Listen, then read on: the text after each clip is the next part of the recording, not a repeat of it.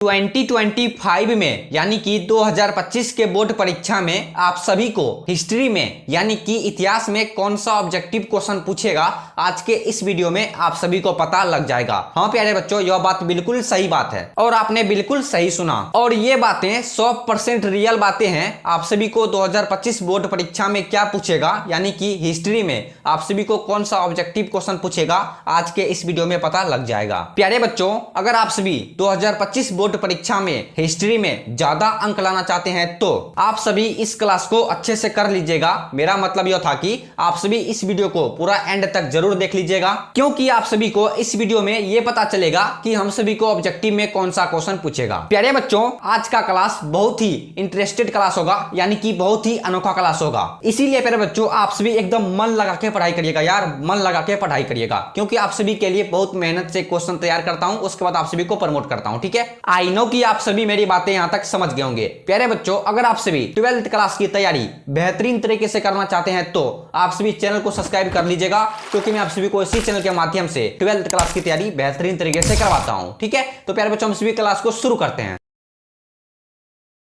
मेरे प्यारे साथियों, क्या आप सभी तैयार हो क्लास करने के लिए? चलिए, आप सभी तैयार हैं क्लास करने के लिए। ठीक है, किसी भी कीमत पर यानी कि हर हाल में आप सभी क्वेश्चन को याद कर लीजिएगा, नहीं तो आप सभी पछताइएगा। मेरा कुछ नहीं लीजिएगा, इसमें आप सभी का घटा है, मेरा इसमें कोई घटा नहीं है। ठीक है, आप सभी किसी भी कीमत पर क्वेश्चन को याद कर लीजिएगा। ठीक है, मैं आप सभी को वीडियो के बीच में, ठीक है, मैं आप सभी को वीडियो के बीच में या फिर वीडियो के कहीं पर भी, वीडियो में कहीं पर भी आप सभी को यह बता दूंगा आप सभी को कैसा क्वेश्चन पूछेगा और किस तरह से क्वेश्चन पूछेगा। ठीक है, कहीं पर भी ये बातें मैं आप सभी को बोल दूंगा। ठीक है, चलिए आप सभी ध्यान से देखिएगा। क्वेश्चन क्या है? सबसे पहला क्वेश्चन है, गेटवे ऑफ इंडिया का निर्माण कब हुआ था? आप सभी को मालूम है गेटवे ऑफ इंडिया का निर्माण कब हुआ था? 1910 ईस्वी में, 1912 ईस्वी में, 1911 ईस्वी में या फिर 1914 ईस्वी में? बताओ इस क्वेश्चन का राइट आंसर क्या होगा। ठीक है, मैं आप सभी को यह क्वेश्चन, ठीक है, ये जो क्वेश्चन है गेटवे ऑफ इंडिया का निर्माण कब हुआ था, ठीक है, एकदम आसान से, ठीक है, एकदम धीरे धीरे, जैसे ट्रेन धीरे धीरे स्पीड बढ़ाता है, ठीक उसी तरह हम सभी पहले क्वेश्चन को आराम आराम से, ठीक है, एकदम इजी भाषा हम सभी क्वेश्चन को समझेंगे। आप सभी बस जी जान लगा के और कुर्सी की पीटी बांध लो, उसके बाद ही पढ़ाई करना। ठीक है, गेटवे ऑफ इंडिया का निर्माण कब हुआ था? ठीक है, देखो देखो प्यारे बच्चों, आप सभी मेरी बातें समझिएगा, आप सभी का कंफ्यूजन दूर हो जाएगा। ठीक है, देखो गेटवे ऑफ इंडिया का निर्माण स्टार्ट कब से हुआ था? जैसे आप सभी का घर बन रहा है, जैसे एग्जाम्पल तौर पे आज से मेरा घर बनना स्टार्ट हुआ, आज से, यानी कि आज का डेट फिक्स हो गया, दिन और तारीख। ठीक है, ठीक उसी तरह गेटवे ऑफ इंडिया का निर्माण कब से स्टार्ट हुआ था? आप सभी को इस तरह से पूछ सकता है, मैं आप सभी को बता देता हूं, आगे आपकी मर्जी है। ठीक है, गेटवे ऑफ इंडिया का निर्माण कब से स्टार्ट हुआ था? 31 मार्च 1911 ईस्वी को, याद रखिएगा, 31 मार्च 1911 ईस्वी। रुको बता रहा हूं। ठीक है, देखो गेटवे ऑफ इंडिया का निर्माण यानी कि कब से स्टार्ट हुआ था? 31 मार्च 1911 ईस्वी। ठीक है, ये तो इसका निकल गया 1911 ईस्वी। ठीक है, लेकिन गेटवे ऑफ इंडिया बनके तैयार कब हुआ था? आप सभी को मालूम है? नहीं मालूम है। ठीक है, लेकिन मैं बताऊंगा, इसलिए प्यारे बच्चों आप सभी को बोलता हूं, आप सभी पहले क्वेश्चन को समझो, मैं क्या बोल रहा हूं, आप सभी मेरी बातों को समझो, वीडियो को स्किप मत करो, वीडियो को जो भगा दे तो आप सभी वीडियो को भगाओ मत, आप सभी का घाटा है, पढ़ाई हो रहा है यार, यहाँ पर कोई गेमिंग वीडियो थोड़ा चल रहा है, पढ़ाई हो रहा है यहाँ पर। ठीक है, आप सभी को एक एक बातों को याद रखना पड़ेगा, उसके बाद आप सभी का ज्यादा अंक आ सकता है। ठीक है, गेटवे ऑफ इंडिया बनके तैयार हुआ था कब पता है आप सभी को? 2024 में, सॉरी 2000 बोलते हैं, 1924 में गेटवे ऑफ इंडिया बनके तैयार 1924 ईस्वी में हुआ था। जैसे हम सभी अभी 2024 में पढ़ाई कर रहे हैं और 2025 में बिहार बोर्ड का एग्जाम देंगे। ठीक है, ठीक उसी तरह 1924 ईस्वी में, याद रखिएगा, अपने कान को और अपने ब्रेन को मेरी बातों को सुनने में लगा दो। ठीक है, गेटवे ऑफ इंडिया बनके तैयार 1924 ईस्वी में हुआ था, याद हो गया, एकदम सिंपल समझता है। ठीक है, और गेटवे ऑफ इंडिया का निर्माण मतलब स्टार्ट कब से हुआ था? 31 मार्च 1911 ईस्वी में। ठीक है, लेकिन बहुत बच्चे के मन में, यानी कि 100% बच्चे, ऐसे समझ लो 100% बच्चे के मन में एक क्वेश्चन अवश्य जग गया होगा, सर हम सभी को क्वेश्चन किस तरह से पूछेगा? ये जो क्वेश्चन है गेटवे ऑफ इंडिया का निर्माण कब हुआ था, हम सभी को कौन सा क्वेश्चन पूछ सकता है? अरे यार यही क्वेश्चन पूछेगा, गेटवे ऑफ इंडिया का निर्माण कब हुआ था, बस यही क्वेश्चन पूछेगा। मैं आप सभी को बता दिया, मैंने आप सभी को बता दिया, एक्सप्लेन कर दिया, ताकि आप सभी का कोई भी कंफ्यूजन ना रहे। अगर आप सभी को कोई व्यक्ति पूछे, कोई टीचर पूछे, तो आप सभी बता देंगे। आई नो कि आप सभी मेरी बातें यहां तक समझ गए होंगे। ठीक है, आप सभी याद रखिएगा, गेटवे ऑफ इंडिया का निर्माण कब से स्टार्ट हुआ था? 31 मार्च 1931 से। वीडियो को स्किप मत करना यार, वीडियो को स्किप मत करना, बहुत बच्चे स्किप कर देते हैं। ठीक है, और गेटवे ऑफ इंडिया बन के तैयार कब हुआ था? 1924 ईस्वी में। याद हो गया? आप सभी को ये नहीं पूछेगा, आप सभी को ये नहीं पूछेगा गेटवे ऑफ इंडिया का निर्माण कब से स्टार्ट हुआ था, ये नहीं पूछेगा। और ये भी नहीं पूछेगा गेटवे ऑफ इंडिया कब तैयार हो गया था, ठीक है। लेकिन आप सभी को यही पूछेगा गेटवे ऑफ इंडिया का निर्माण कब हुआ था, बस यही पूछेगा, ठीक है। या तो क्या आप सभी को किस में टिक मारना है? 1911 ईस्वी में टिक मार देना है, ठीक है। देखो कितनी बड़ी बातें थी, बहुत बड़ी बातें थी, 2-4 मिनट का बात हो गया, ठीक है। गेटवे ऑफ इंडिया का निर्माण 1911 ईस्वी में हुआ था। याद हो गया आप सभी को? याद हो गया होगा, ठीक है। आई नो कि आप सभी याद कर लीजिएगा, आप सभी याद कर लीजिएगा, हर हाल में याद कर लीजिएगा, नहीं तो पछताइएगा, ठीक है। कितने बच्चे गेटवे ऑफ इंडिया, मतलब मुंबई है कि दिल्ली में, कितने बच्चे गेटवे ऑफ इंडिया के पास गए हैं, ठीक है। चलिए आप सभी अपना अपना नाम कमेंट कर दीजिएगा, ठीक है। अब बढ़ते हैं हम सभी 2 नंबर की क्वेश्चन के, ठीक है। ध्यान से देखिएगा, आप सभी को एकदम बारीकी से समझाऊंगा, ठीक है। एकदम ठेठी भाषा में आप सभी को समझाऊंगा, जो क्वेश्चन समझने वाले क्वेश्चन होंगे, ठीक है। अब देखिएगा 2 नंबर में क्या क्वेश्चन है? भारत में रेलवे की शुरुआत कब हुई? ये लोग क्या पूछ दिया यार, यही सब क्वेश्चन पूछता है, यही सब क्वेश्चन पूछता है, ठीक है। फाइनल एग्जाम बिहार बोर्ड यही सब क्वेश्चन पूछता है। मैंने आप सभी को बोला ना, आप सभी को वीडियो के बीच में या फिर कहीं पर भी वीडियो में कहीं पर भी आप सभी को बोल दूंगा कौन सा क्वेश्चन पूछेगा, यही सब क्वेश्चन पूछेगा, यही सब क्वेश्चन पूछेगा। रट लो यार, रट लो, ठीक है। थोड़ा सा धीमी आवाज में मैंने बोला, अब बोलूंगा जोर से, ठीक है। भारत में रेलवे की शुरुआत कब हुई? 1753 में, 1853 में, 1953 या फिर 1653? कमेंट करो इस क्वेश्चन का परफेक्ट आंसर क्या होगा, ठीक है। 2 नंबर में क्वेश्चन क्या है? भारत में रेलवे की शुरुआत कब हुई? मालूम है आप सभी को। और भारत में जो रेलवे की शुरुआत कब हुई थी ये तो आप सभी को बताना ही है, लेकिन कहां से कहां तक चली थी आप सभी को मालूम है? मैं बताऊंगा। जो बच्चे को मालूम है, यानी कि जिस बच्चे को मालूम नहीं है, मैं आप सभी को उसको बताऊंगा, ठीक है। भारत में रेलवे की शुरुआत कब हुई, ठीक है। एकदम आप सभी कुर्सी की पेटी बांध लो। अगर आप सभी चौकी पे बैठ के, सूत के पढ़ाई मत करना, सो के पढ़ाई मत करना, चौकी पे बैठ जाओ, कॉपी कलम ले लो, उसके बाद ही पढ़ाई करना, ठीक है। जिस क्वेश्चन में आप सभी को कंफ्यूजन होती है तो कमेंट कर दीजिएगा, ठीक है। भारत में रेलवे की शुरुआत मेरे प्यारे बच्चों 1853 ईस्वी में हुई थी, याद रखिएगा। भारत में रेलवे की शुरुआत 1853 ईस्वी में हुई थी, ठीक है। एकदम ठेठी भाषा, ठीक है। अब देखिएगा 3 नंबर में क्या क्वेश्चन है? सारे क्वेश्चन इंपॉर्टेंट क्वेश्चन है, महत्वपूर्ण प्रश्न है, ठीक है। अब देखिएगा 1920 ईस्वी में कौन सा आंदोलन हुआ था? बताओ 1920 ईस्वी में कौन सा आंदोलन हुआ था, ठीक है। शायद मेरे अंदाज से 50% बच्चे को इस क्वेश्चन का सही उत्तर मालूम होगा और 50% बच्चे को मालूम नहीं होगा, ठीक है। लेकिन जिस बच्चे को मालूम है आप सभी कमेंट कीजिएगा, और जिस बच्चे को मालूम नहीं है आप सभी मेरी बातों को सुनिएगा और कमेंट को जरूर पढ़िएगा, ठीक है। 1920 ईस्वी में कौन सा आंदोलन हुआ था, ठीक है। असहयोग आंदोलन, याद रखिएगा, असहयोग आंदोलन, ठीक है। 1920 ईस्वी में असहयोग आंदोलन हुआ था, ना कि खिलाफत आंदोलन, ना कि भारत छोड़ो आंदोलन, ना कि सविनय अवज्ञा आंदोलन। याद हो गया आप सभी को? 1920 ईस्वी में असहयोग आंदोलन हुआ था, ठीक है। एकदम ठेठी भाषा। अब देखिएगा क्वेश्चन क्या 4 नंबर में, बहुत जल्द मैं लाइव आने वाला हूं, ठीक है। अब देखिएगा 4 नंबर में क्या क्वेश्चन है? पुनः समझौता किस वर्ष हुआ था? बताओ इस क्वेश्चन का राइट आंसर क्या होगा? सारे क्वेश्चन VVI MVVI लगा दो, सारे क्वेश्चन MVVI क्वेश्चन, यही सब क्वेश्चन पूछेगा 100%। बहुत मतलब मैंने 10-15 टीचर को मिलाकर बनाया है ये सभी क्वेश्चन। सर कौन सा क्वेश्चन पूछ सकता है, क्या हम सभी बैठ के इस पर थोड़ा सा मतलब डिस्कस किया जाए, ठीक है। 10-15 टीचर्स के अनुसार ये सभी क्वेश्चन बनाए गए हैं, ठीक है। आप सभी याद रखिएगा। उसके बाद आप सभी आप सभी का कुछ भलाई हो सकता है, बस आप सभी अच्छे से देख लीजिए। और एग्जाम आते आते आप सभी का, ठीक है, मैं आप सभी का सारा टेंशन दूर कर दूंगा, आप सभी टेंशन मत लेना, ठीक है। पुनः समझौता किस वर्ष हुआ था? 1934, 1932, 1939 या फिर 1942, ठीक है। बताओ कमेंट करो, पुनः समझौता किस वर्ष हुआ था, ठीक है। 4 का perfect answer option number B होगा 1932 को, ठीक है। 4 का perfect answer option number B 1932 ईस्वी में पुनः समझौता हुआ था, ठीक है। पुनः समझौता 1932 ईस्वी में हुआ था, ठीक है। अब देखिएगा क्वेश्चन क्या 5 नंबर में, 1 मिनट। प्रयाग प्रशासित की रचना किसने की थी? बताओ प्रयाग प्रशासित की रचना किसने की थी? बाणभट्ट, कालिदास, हरिसेन या फिर कौटिल्य, ठीक है। इस क्वेश्चन का परफेक्ट आंसर क्या हुआ कमेंट में लिख देना, ठीक है। प्रयाग प्रशासित की रचना किसने की थी? मालूम है आप सभी को? नहीं मालूम है, लेकिन मैं बताऊंगा, ठीक है। प्रयाग प्रशासित की रचना किसने की थी, ठीक है। 5 का perfect answer option number C, Harisen, याद रखेगा, हरिसेन याद रखेगा, ठीक है। हो सके तो एक बात मैं बोलना भूल गया, आप सभी हो सके तो अपने कॉपी में 1 नंबर से लेकर के, जैसे हम सभी करीब 35 या फिर 30 क्वेश्चन हम सभी पढ़ेंगे, ठीक है। देखो मैं कम क्वेश्चन पढ़ाता हूं, इसका मतलब ये नहीं कि सर आप सब कम क्वेश्चन पढ़ाते हैं, ठीक है। लेकिन यहाँ पर सोचने वाली बात जो है, मैं आप सभी को वही क्वेश्चन प्रमोट करता हूं, यानी कि वही क्वेश्चन शेयर करता हूं जो क्वेश्चन 100% पूछेंगे, हर हाल में पूछेंगे। आप सभी पहले क्वेश्चन को ध्यान से देखिएगा एग्जाम में, जब आप सभी एग्जाम देंगे 17 फरवरी को, शायद मेरे अंदाज से 17 फरवरी को एग्जाम होगा, ठीक है। अभी बात निकल के नहीं आया है एग्जाम आप सभी का कब होगा, ठीक है। अब आएगा तो मैं आप सभी को आप सभी के साथ शेयर कर दूंगा, ठीक है। आप सभी एक नंबर से आप सभी को एग्जाम में 1 नंबर से लेकर के 100 नंबर तक का ऑब्जेक्टिव क्वेश्चन देगा, ठीक है। हिंदी में, हिस्ट्री में, ज्योग्राफिक में, इस सभी से, ठीक है। अधिकतर विषय में आप सभी को 100 ऑब्जेक्टिव क्वेश्चन ऑप्शन देगा, ठीक है, शायद मेरे अंदाज से, और हर एक बार देता है, हम सभी को भी दिया था 100 ऑब्जेक्टिव क्वेश्चन, ठीक है। सबसे पहले आप सभी को 1 नंबर से लेकर के 100 ऑब्जेक्टिव क्वेश्चन में ये मिलाना है हमको किस क्वेश्चन का उत्तर देना है, ठीक है। 50 ऑब्जेक्टिव क्वेश्चन का आप सभी को उत्तर देना पड़ेगा, याद रखेगा, ठीक है। पर्याप्त प्रशासित की रचना हरिसेन ने की थी, पर्याप्त प्रशासित की रचना हरिसेन ने की थी, ठीक है। अब देखिएगा 6 नंबर में क्या क्वेश्चन है, 1 मिनट। राखलदास बनर्जी को मोहनजोदड़ो के अवशेष किस वर्ष मिले, बताओ। इस क्वेश्चन का राइट आंसर क्या होगा, ठीक है। हम सभी एकदम भाई की तरह, एकदम दोस्त, आप सभी जानते हैं फ्रेंड किसको बोलते हैं, आप सभी हमसे कांटेक्ट बना लो, ठीक है। आप सभी इस वीडियो के डिस्क्रिप्शन में जाना, वहां पर आप सभी को मेरा नंबर मिलेगा, यानी कि व्हाट्सअप नंबर मिलेगा। एकदम हम सभी टीचर के अनुसार मत पढ़ो यार, हम सभी अपने दोस्त की तरह पढ़ाई करेंगे, ठीक है। देखो, आपस में बातचीत करने से, आप सभी पढ़े होंगे हिंदी, आप सभी का सब्जेक्ट में सबसे पहला चैप्टर है बातचीत, ठीक है। मैंने बातचीत शीर्षक पाठ के बातचीत शीर्षक पाठ में जितने भी ऑब्जेक्टिव क्वेश्चन है, जितने भी सब्जेक्टिव क्वेश्चन है, लेखक परिचय, हर एक चीज को बेहतरीन तरीके से बताया है। अगर आप सभी नहीं देखे वीडियो को देख लेना, बहुत अच्छे से मैंने बताया है, ठीक है। बातचीत के माध्यम से क्या हो सकता है, नहीं हो सकता है, सारी बातें मैंने आप सभी को इस वीडियो में कंप्लीट कर दिया है, ठीक है।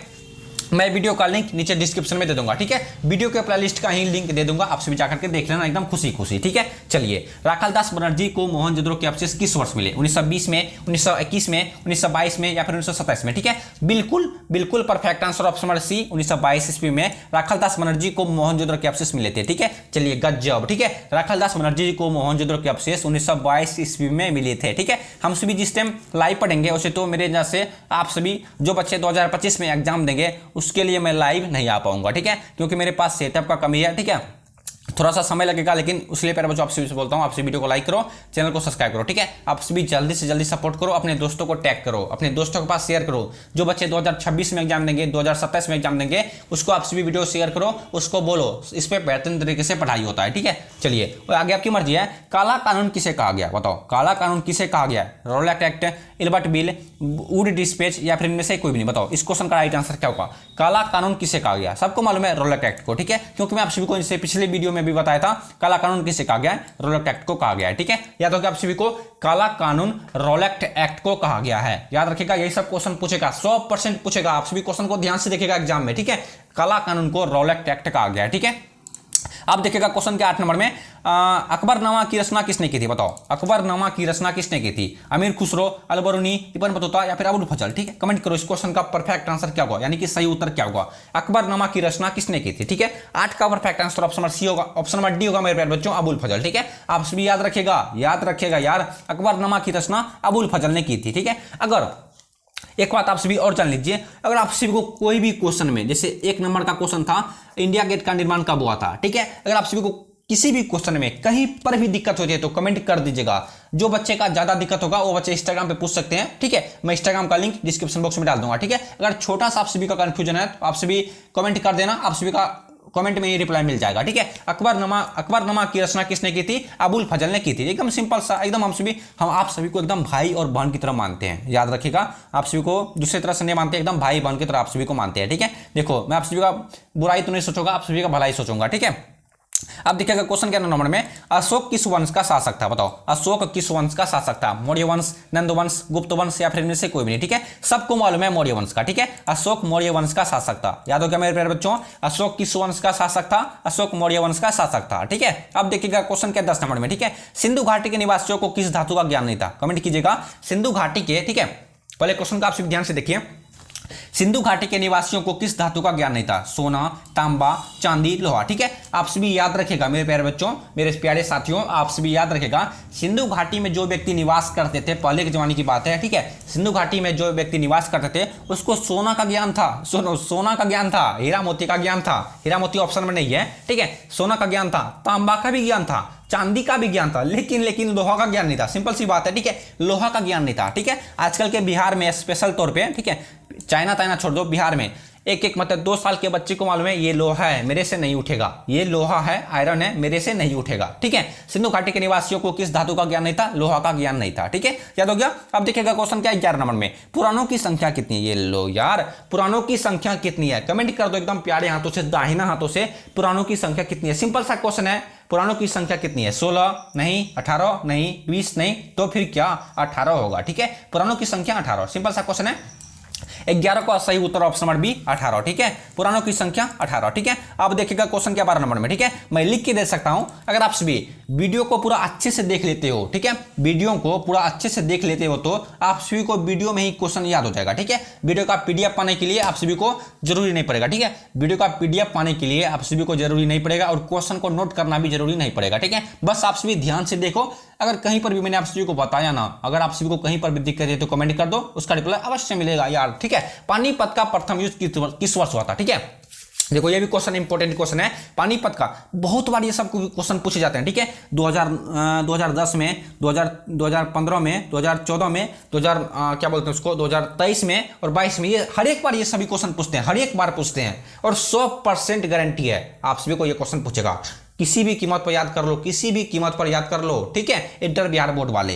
पानीपत का प्रथम युद्ध किस वर्ष हुआ था? 1509, 1526, 1556, 1761। ठीक है, सबको मालूम है पानीपत का प्रथम युद्ध। प्रथम देखो, प्रथम, द्वितीय भी पूछ सकता है आप सभी को, द्वितीय भी पूछेगा, 100% पूछेगा।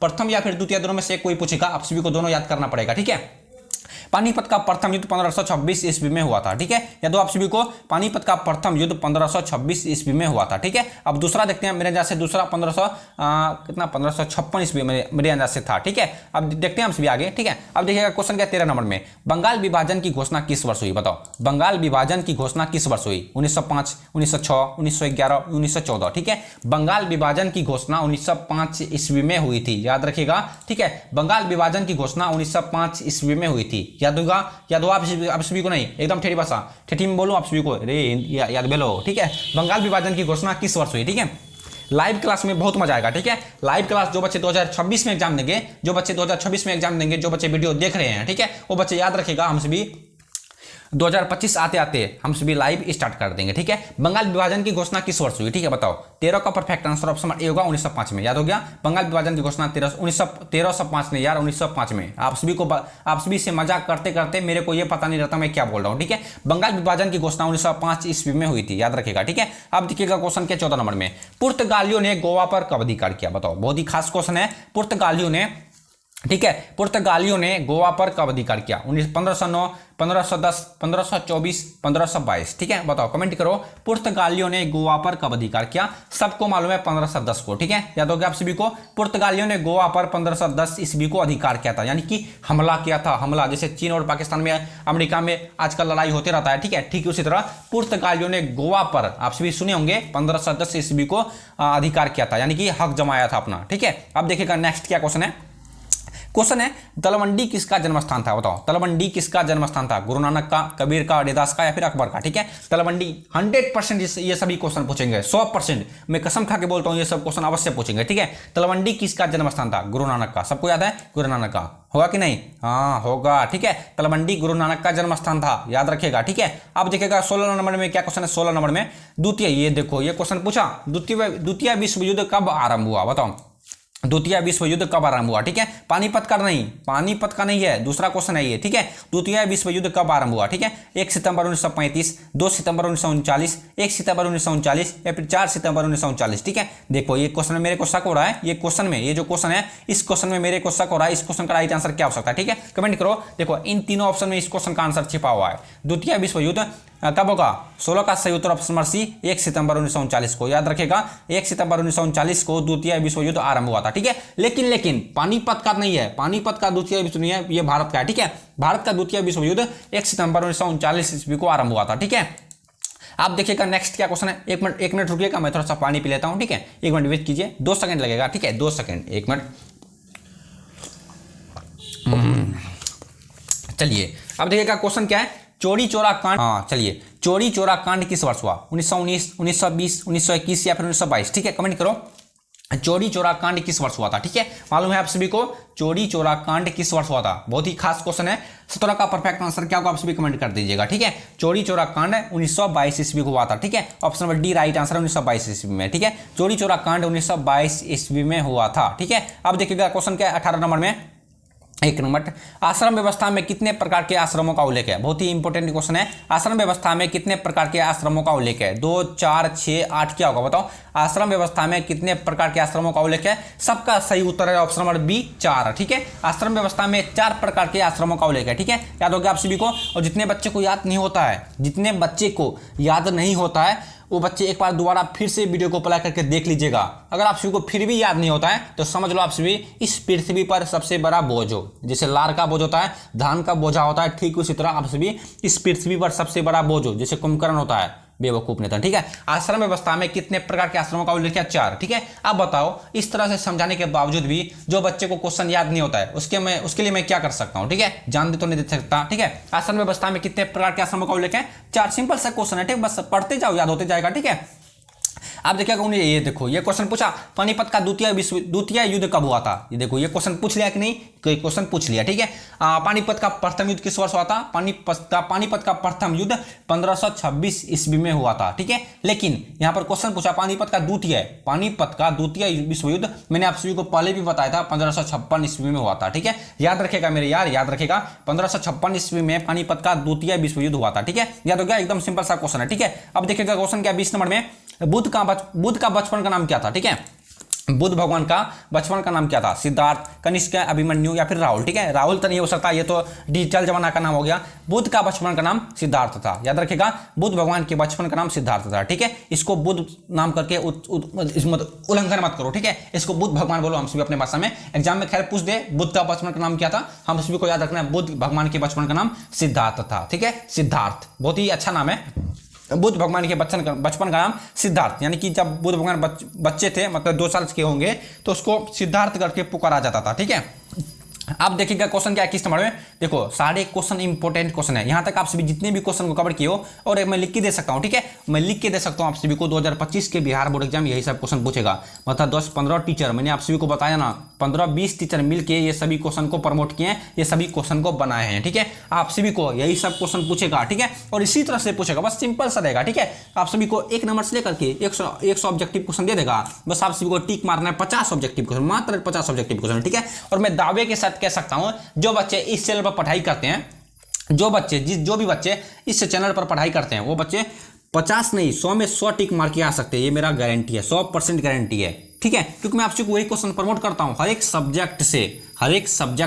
जिनका जो सब्जेक्ट है आप सभी चैनल में जाना, वहां पर आप सभी को प्ले लिस्ट का लिंक मिलेगा। ठीक है, और जिनका जो सब्जेक्ट है वो बच्चे एक एक करके सारे वीडियो को देख लेना, आप सभी का सारा कंफ्यूजन दूर हो जाएगा। ठीक है, वैसे तो मैं लाइव क्लास नहीं होने के कारण, मेरे पास सुविधा नहीं होने के कारण आप सभी को सब्जेक्टिव क्वेश्चन बहुत ही कम बताया है, लेकिन आप सभी टेंशन मत लेना। आप सभी का जैसे एग्जाम करीब आ जाएगा, आप सभी का जैसे 1-2 महीना समय बचेगा, आप सभी को सब्जेक्टिव क्वेश्चन उस समय प्रमोट किया जाएगा। ठीक है, जिसमें आप सभी को 2 महीना का समय बचेगा 2025 बिहार बोर्ड एग्जाम वालों के लिए, उस समय आप सभी को सब्जेक्टिव क्वेश्चन प्रमोट किया जाएगा। आई नो कि आप सभी मेरी बातें यहां तक समझ गए होंगे। ठीक है, और एक बात हमेशा याद रखना, जो आगे चल के जो तपते हैं वही आगे चल के चमकते हैं। सिंपल सा मैं आप सभी को उतना नहीं बताऊंगा। ठीक है, जो तपते हैं वही चमकते हैं, ऐसा समझ लो। जो गर्मी में बैठ के पढ़ाई कर रहे हैं ना, 100% वादा है, मैं 100% लिख के दे सकता हूँ, बच्चे 450 से नंबर कम नहीं लाएंगे जो गर्मी में बैठ के पढ़ाई कर रहे हैं। जैसा अभी गर्मी है, कितना ज़्यादा गर्मी है, मैं आप सभी को वीडियो रिकॉर्डिंग करता हूँ, पंखा वंखा सब बंद है। ठीक है, लाइट वाइट सब बंद है, बस क्वेश्चन देखता हूँ, आप सभी को पढ़ाता हूँ। समझ गए आप सभी? चलिए समझ गए होंगे। मनुस्मृति में कितने प्रकार के विवाहों का उल्लेख है? बहुत बच्चे आप सभी समझ गए होंगे, और जो बच्चे बेवकूफ हैं उस बच्चे के लिए मैं कुछ नहीं कह सकता। ठीक है, मनुस्मृति में कितने प्रकार के विवाहों का उल्लेख है? सबको मालूम है 8। ठीक है, किसका perfect answer option number B 8? याद हो गया? हाँ, मनुस्मृति में कितने प्रकार के विवाहों का उल्लेख है? 8। ठीक है, आप देखिएगा क्वेश्चन क्या 22 नंबर में, बहुत ही खास क्वेश्चन है, सबको मालूम है। ठीक है, मैंने एक जो 26 जनवरी हुआ था, इस 26 जनवरी में मैंने कहीं ने सुना था, मैं उस समय पूर्णिया जा रहा था उस दिन। ठीक है, ठीक उसी तरह मैं अपनी बाइक से पूर्णिया जा रहा था। ठीक है, मैंने सुना था कोई बच्चे बोल रहे थे 26 जनवरी क्या थी, 15 अगस्त 26 जनवरी, 15 अगस्त हमारा ये 26 जनवरी घर आई है, इस तरह से कुछ बोल रहा था, मेरे को याद नहीं है। ठीक है, उस समय बहुत हंसी लग रहा था। ठीक है, महात्मा गांधी का जन्म कब हुआ था? ठीक है, 1 अक्टूबर 1969, या फिर 2 अक्टूबर 1869, या फिर 3 अक्टूबर 1869, या फिर 4 अक्टूबर 1899? कमेंट कर दो, बस कमेंट कर दो। सबको मालूम है, लेकिन 2 क्लास के बच्चे को भी मालूम है, लेकिन आप सभी कमेंट नहीं करना चाहते हो, क्यों? ऐसा क्यों? आप सभी यार मत करो ऐसा। ठीक है, महात्मा गांधी का जन्म कब हुआ था? ठीक है, महात्मा गांधी का जन्म कब हुआ था? आप सभी को मालूम है महात्मा गांधी का बचपन का नाम क्या था? बाउल, मेरे जैसे बाउल था ना, बाउल था कि कुछ और था? महात्मा गांधी के बचपन का नाम मोनिया था, ठीक है। महात्मा गांधी का जन्म कब हुआ था बताओ? महात्मा गांधी का जन्म 2 अक्टूबर 1869, यानी कि option number B right answer है, 2 अक्टूबर 1869, ठीक है। याद होगा आप सभी को, महात्मा गांधी का जन्म 2 अक्टूबर 1869 ईस्वी को, ठीक है। मुंह दुख गया बकते बकते, ठीक है, आप सभी को समझाते, लेकिन आप सभी समझते नहीं हो, ठीक है। अब देखिएगा क्वेश्चन क्या था इस नंबर में, भारत का अंतिम मुगल शासक कौन था? बहुत ही खास क्वेश्चन है। भारत का अंतिम मुगल शासक कौन था? बहादुर शाह जफर, मोहम्मद शाह, शाहजहां या फिर औरंगजेब, ठीक है। कमेंट करो अगर आप सभी को मालूम है तो। भारत का अंतिम मुगल, अंतिम सबसे लास्ट, भारत का अंतिम मुगल शासक बहादुर शाह जफर, यानी कि भारत का सबसे लास्ट मुगल शासक कौन था? बहादुर शाह जफर, ठीक है। अब देखिएगा क्वेश्चन क्या, नेक्स्ट क्वेश्चन है 24 नंबर में, कुरुक्षेत्र का युद्ध किसने जीता था? बताओ, कुरुक्षेत्र का युद्ध किसने जीता था? पूरा यूट्यूब पर आप सभी को पढ़ाने वाले लाखों टीचर मिल सकते हैं, ठीक है। देखो एक बात और आप सभी को बोलता हूं, समझाने का तरीका सबका अलग होता है, ठीक है। जैसे मेरा समझाने का तरीका कुछ अलग है और दूसरे टीचर का समझाने का तरीका कुछ अलग है, ठीक है। देखो एक इंसान का कोई दूसरे इंसान की तरह मैच नहीं हो सकता, ठीक है। भले फेस यानी कि चेहरा मैच हो जाए, उसका शरीर मैच हो जाए, लेकिन उसका दिमाग मैच कभी नहीं हो सकता। उसका दिमाग हमेशा अलग रहेगा, वो कुछ और सोचेंगे, ये कुछ और सोचेंगे। इसलिए पर बच्चों आपसे भी याद रखिएगा, मैं थोड़ा सा पानी पी लेता हूं, ठीक है। इसलिए आपसे भी याद रखिएगा, दूसरे का बुराई करने से कुछ नहीं हो सकता है, ठीक है। कुरुक्षेत्र का युद्ध किसने जीता था? पांडव ने, ठीक है। 24 का परफेक्ट आंसर ऑप्शन बड़े पांडव, याद रखेगा। कुरुक्षेत्र का युद्ध किसने जीता था? कुरुक्षेत्र का युद्ध पांडव ने जीता था, ठीक है, याद रखेगा। अब देखिएगा क्वेश्चन क्या 25 नंबर में, बहुत ही कम क्वेश्चन है, 30-35 क्वेश्चन है, ठीक है। अब देखिएगा क्वेश्चन है, महाभारत का युद्ध कितने दिनों तक चला था? ठीक है, बहुत बार ये सभी क्वेश्चन पूछे जाते हैं, बहुत बार, मतलब जब से बिहार बोर्ड का एग्जाम चालू हुआ है तब से ये सभी क्वेश्चन हर एक बार पूछे गए हैं, ठीक है, किसी ना किसी बहाने, याद रखिएगा, ठीक है। महाभारत का युद्ध सबको मालूम है 18 दिनों तक चला था, ठीक है। सिंपल सा क्वेश्चन है, ऑप्शन नंबर सी में टिक मार देना, ठीक है। महाभारत का युद्ध एकदम सोच समझ के टिक मारिएगा, ठीक है। महाभारत का युद्ध 18 दिनों तक चला था, 18 दिनों तक चला था, ठीक है। अब देखिएगा क्वेश्चन क्या है 26 नंबर में, महाभारत की रचना किस भाषा में हुई है? ठीक है, मेरा जो घर है यानी कि हाउस रोड के बगल में है, ठीक है। गाड़ी घोड़ा जो इतना चलता है मेरा कान दुख जाता है, ठीक है। देखो अभी भी चला, महाभारत की रचना किस भाषा में हुई है? सबको मालूम है संस्कृत भाषा, ठीक है। महाभारत की रचना संस्कृत भाषा में हुई है, ठीक है। सोच समझ के टिक मारिएगा एग्जाम में, ठीक है। ये ऐसा नहीं कि बस मेरे को मालूम है आज फटाफट टिक मार देते हैं, ठीक है, नहीं, बुर्बकी हो जाएगा, ठीक है। अब देखिएगा क्वेश्चन क्या 27 नंबर में, महावीर का जन्म कहाँ हुआ था? बताओ। बहुत बच्चे यहाँ पर कंफ्यूज हो जाते हैं, महावीर का जन्म कहाँ पर हुआ था? लुम्बिनी में नहीं, लुम्बिनी में गुरु नानक का जन्म हुआ था, ठीक है। कुंडलवन वैशाली होगा, ठीक है। महावीर का जन्म कुंडलवन वैशाली, तलवंडी में गुरु नानक का जन्म हुआ था, तो थोड़ा मिस्टेक हो गया। तो लुम्बिनी में सारनाथ का जन्म हुआ था मेरे जैसे, लेकिन तलवंडी में गुरु नानक का जन्म हुआ था, याद रखिए, थोड़ा सा बाय मिस्टेक हो गया, ठीक है। तलवंडी में गुरु नानक का जन्म हुआ था, ठीक है। महावीर का जन्म कुंडलवन वैशाली में हुआ था, याद हो गया आप सभी को, महावीर का जन्म कुंडलवन वैशाली में हुआ था। आप सभी समझे मैं क्या बोला यहाँ पर? देखो तलवंडी में गुरु नानक का और कुंडलवन वैशाली में महावीर का, ठीक है। लुम्बिनी में सारनाथ का जन्म हुआ था। अब देखिएगा क्वेश्चन का 28 नंबर में, इब्न बतूता किस देश का निवासी था? सब बच्चे को मालूम है, ये सभी क्वेश्चन हर एक बार पूछे जाते हैं, ठीक है। आप सभी क्वेश्चन बैंक का नाम सुने होंगे, ठीक है। आप सभी क्वेश्चन बैंक उल्टा के देखना, अगर आप सभी चाहते हो सर क्वेश्चन बैंक में जितने भी ऑब्जेक्टिव क्वेश्चन है जो जब से एग्जाम चालू हुआ है, जब से क्वेश्चन बैंक बना है, ठीक है, हम सभी को क्वेश्चन बैंक का सारा क्वेश्चन लेके आइए, ऑब्जेक्टिव क्वेश्चन। आप सभी कमेंट करो, 10 बच्चे मिलकर कमेंट करो, मैं आप सभी को वो वीडियो प्रमोट कर दूंगा, ठीक है। इब्न बतूता किस देश का निवासी था? मिजोरम, पुर्तगाल, मोरक्को, फ्रांस, क्या होगा बताओ। इब्न बतूता सबको मालूम है मोरक्को का निवासी था, ठीक है। इब्न बतूता मोरक्को का निवासी था, बस याद हो गया, इब्न बतूता मोरक्को का निवासी था, ठीक है। अब देखिएगा क्वेश्चन क्या 29 यानी कि 29 नंबर में, ठीक है। क्वेश्चन है कैप्टन हॉकिंस, बहुत ही स्पेशल क्वेश्चन, ठीक है, बहुत ही, थोड़ा सा ऊपर कर देता हूँ, हाँ देखिएगा, एक मिनट, हाँ चलिए, कैप्टन हॉकिंस किस मुगल शासक के दरबार में आया था? बहुत ही खास क्वेश्चन, कैप्टन हॉकिंस किस मुगल शासक के दरबार में आया था? अकबर, जहांगीर, बहादुर, शाहजहां या फिर बाबर, ठीक है। मैं लिख के दे सकता हूं 100%, यानी कि 10% बच्चे को मात्र मालूम होगा इस क्वेश्चन का राइट आंसर, और 90% बच्चे को मालूम नहीं होगा, ठीक है। और जो भी 10% बच्चे को मालूम है बस कमेंट करो आप सभी, ठीक है। कैप्टन हॉकिंस किस मुगल शासक के दरबार में आया था? जहांगीर के शासक काल में आया था, याद रखिएगा यार, याद रखिएगा, ठीक है। कैप्टन हॉकिंस जहांगीर के मुगल शासक दरबार में आया था, ठीक है। एक मिनट कहां देखता हूं, कैप्टन हॉकिंस, ठीक है। कैप्टन हॉकिंस मुगल शासक, किस मुगल शासक? जहांगीर मुगल शासक के दरबार में आया था, याद हो गया। अब देखिएगा सबसे लास्ट क्वेश्चन मेरे अंदाज से, हाँ सबसे लास्ट क्वेश्चन है, हाँ चलिए 30 नंबर में क्या क्वेश्चन है? इब्न बतूता ने अपनी यात्रा का विवरण किस भाषा में लिखा था? बहुत ही स्पेशल क्वेश्चन है। इब्न बतूता ने अपनी यात्रा का विवरण किस भाषा में लिखा था? फारसी, उर्दू, अरबी या फिर संस्कृत, ठीक है। कमेंट करो इब्न बतूता ने अपनी यात्रा का विवरण किस भाषा में लिखा था। चलिए सबका राइट आंसर है ऑप्शन सी अरबी, ठीक है। इब्न बतूता ने, मेरे प्यारे बच्चों आप सभी याद रखेगा, इब्न बतूता ने अपनी यात्रा का विवरण अरबी भाषा में लिखा था। आई नो कि आप सभी को मेरे द्वारा बताए गए टिप्स एंड ट्रिक से सारा क्वेश्चन याद हो गया होगा, ठीक है। मेरे प्यारे बच्चों आप सभी याद रखेगा, आप सभी को यही सब क्वेश्चन पूछेगा, ठीक है। अगर आप सभी को 400 से ज़्यादा अंक लाना है तो आप सभी प्लेलिस्ट में जाकर के सारे वीडियो को अच्छे से देख लीजिएगा, उसके बाद ही कुछ हो सकता है, ठीक है। अन्यथा आपकी मर्जी है, आप सभी पुल्ली डंडा भी खेल सकते हो, नहर में भी जाके नहा सकते हो, ठीक है। बिहार के बच्चे हम सभी सब बात जानते हैं, आप भैंस भी चरा सकते हो, आगे आपकी मर्जी है, ठीक है। चलिए हम सब तभी फिलहाल के लिए हम सभी मिलते हैं नेक्स्ट वाले वीडियो में, तब तक के लिए आप सभी अच्छे से तैयारी कीजिए और जम के तैयारी करिए, ठीक है। क्योंकि आप सभी के पास 2-4 महीना का समय बचा हुआ है, ठीक है। इसी महीना में आप सभी को बेहतरीन तरीके से पढ़ाई करना है, ठीक है। चलिए बाय बाय।